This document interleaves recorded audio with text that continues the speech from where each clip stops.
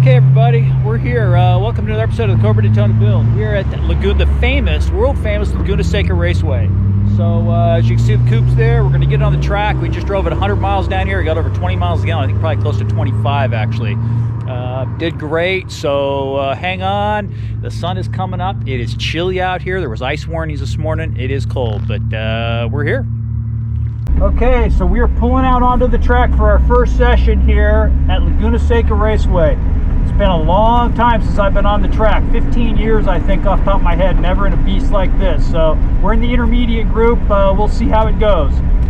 This will be fun, watch me blow by these guys on the straight. Won't even be in the same world.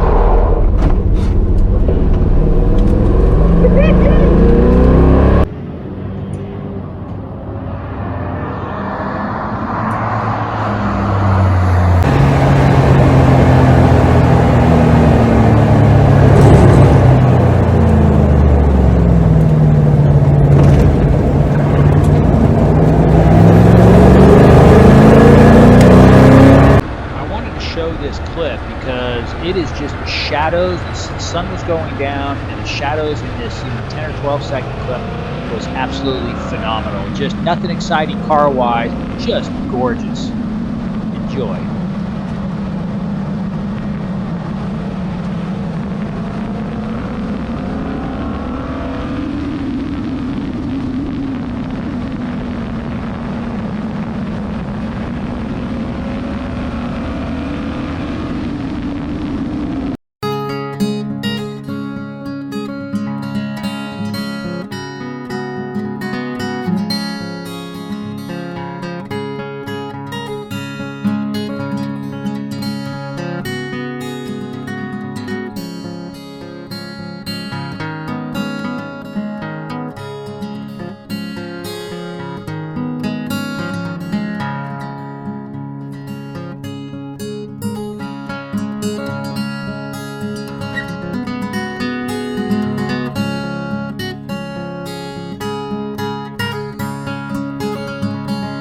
Well, everybody, thanks for watching the episode of Laguna Seca. Yeah, nothing too exciting, that near spin, but we saved that one. No great track driving by any stretch of the imagination. Lots of work to do on the driver. Everything worked great. The issue is those 335s in the rear, still rubbing a little bit. To be honest with you, I think the best bet with these cars is put a 315 back there and not ever worry about it, because I'm going to have to either remodify. Plus, the 335s, and I like the BF Goodrich rivals, are now look like they're discontinued. So I'm going to have to go to like 100 treadwear, like Toyo 888, which I don't really want to run on the street. So I don't know what I'm going to do with that, which means I'm going to have to buy the wheels again and like an 11-inch wide. We'll see. Get there when I get there. The car ran great. I used 0 fluids. Got excellent gas mileage going down. The brakes worked really good. I just don't trust them yet. So I was braking way early, kind of drove really kind of wimpy. But first time on the track, power-wise, all you could need. I mean, definitely pull away from pretty much anything out there. Just didn't really push it in the corners, never really got the tires to squeal. Left a lot on the table, but you know, it was safe. So other than that, the car was great. It made sound at Laguna, which that was huge. But as you notice, when I go between turn 5 and 6, I'm lifting, I'm staying to the far left of the track, and then short shifting and just idling up basically past the sound booth. We tried the last couple of laps going full throttle back there, third gear, and they didn't catch us for sound, but I'm guessing with only a few minutes left in the day, they probably weren't even monitoring the booth. Because they'd already kicked a whole bunch of cars off. Everybody was having problems making sound, and I was just short shifting, back the throttle off, because you heard it go down the straights. It was pretty dang loud with those mufflers. There's no way I would ever make it with the twin pipes.